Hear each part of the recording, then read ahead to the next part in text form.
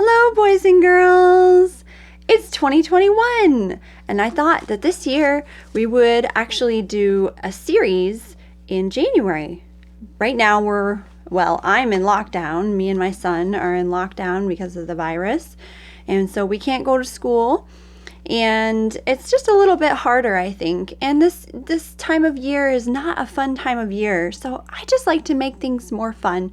So I'm going to try to have some fun stories for us to go through during January, okay? So if you're interested, please remember to hit the subscribe button, and to get the notification that there's a new story, hit the little bell.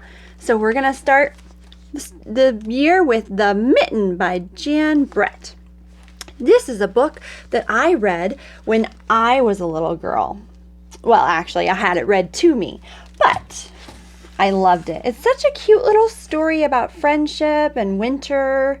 I know, it's not really fun always to talk about winter, especially when it's cold and bitter. But this is a great little story, and I promise that all the stories in January will not be about winter or snow, okay? All right. Oh, look at the beautiful pictures. So beautiful. There was once a boy named Nicky who wanted his mittens made from wool as white as snow. At first, his grandmother, Baba, did not want to knit white mittens. "If you drop one in the snow," she warned, "you'll never find it." But Nicky wanted snow white mittens, and finally Baba made them. Yep.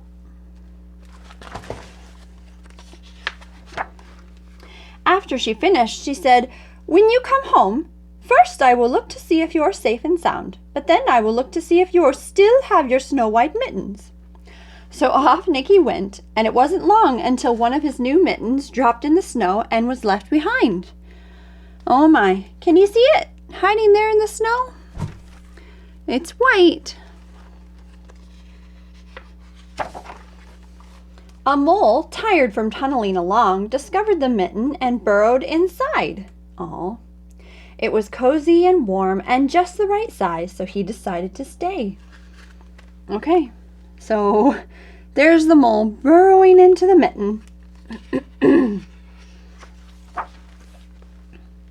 A snowshoe rabbit came hopping by. Excuse me. He stopped for a moment to admire his winter coat. It was then that he saw the mitten, and he wiggled in, feet first. But the mole didn't think there was room for both of them. But when he saw the rabbit's big kickers, he moved over. Oh my. How's that possible? They can both fit in the mitten? Next, a hedgehog came snuffling along. Having spent the day looking under wet leaves for things to eat, he decided to move into the mitten and warm himself. The mole and the rabbit were bumped and jostled. Not being ones to argue with someone covered with prickles, they made room.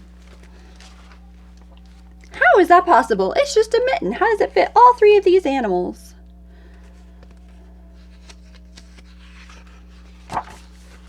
As soon as the hedgehog disappeared into the mitten, a big owl, attracted by the commotion, swooped down. When he decided to move in also, the mole, the rabbit, and the hedgehog grumbled. But when they saw the owl's glinty talons, they quickly let him in. Boys and girls, do you know the word talons?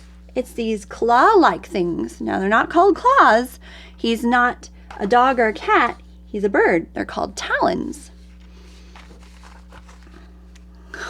It's getting quite stuffed. And look, you can see the hedgehog's prickles sticking through. Wonder what's next. Up through the snow appeared a badger. He eyed the mitten and began to climb in. The mole, the rabbit, and the hedgehog, and the owl were not pleased. There was no room left. But when they saw his diggers, they gave him the thumb. I guess that means the thumbs up, like, okay, we'll let you. It started snowing, but the animals were snug in the mitten. A waft of warm steam rose in the air, and a fox trotted by, stopped to investigate. Just the sight of the cozy mitten made him feel drowsy. The fox poked his muzzle in. When the mole, the rabbit, the hedgehog, the owl, and the badger saw his shiny teeth, they gave the fox lots of room. Oh my goodness. A great bear lumbered by. He spied the Mitten all plumped up. Not being one to be left out in the cold, he began to nose his way in. The animals were packed in as tightly as could be. But what animal would argue with a bear? I do not understand how a Mitten can hold all these animals. Do you, boys and girls? The Mitten swelled and stretched. It was pulled and bulged and many times its size, but Baba's good knitting held fast. Along came a meadow mouse. Okay, a mouse I think can fit. No bigger than an acorn. She wriggled into the one space left and made herself comfortable on top of the great bear's nose. Oh, I think it's sweet that all the animals are sharing the Mitten. They wouldn't normally. The bear, tickled by the mouse's whiskers, gave an enormous sneeze. Ah! Ah! Achoo! The force of the sneeze shot the Mitten up into the sky and scattered the animals in all directions. My goodness, look at all the chaos.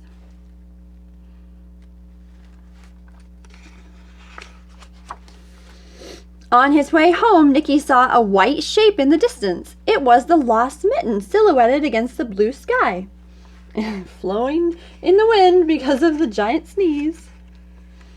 You see there? Oh, here it kind of looks like a cloud. If it was far away, it might look like a cloud to him. As he ran to catch his snow-white Mitten, he saw Baba's face in the window.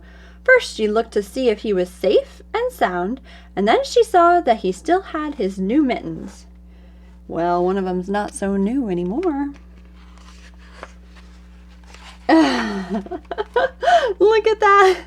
Baba's like, wait, how is your other mitten so huge? Oh, isn't that a cute story, boys and girls? I love it so much, and I look forward to this so much. And please, if you're interested in stories that will tickle your heart in January, then please stick around. All right, I would love to see more of you. Bye.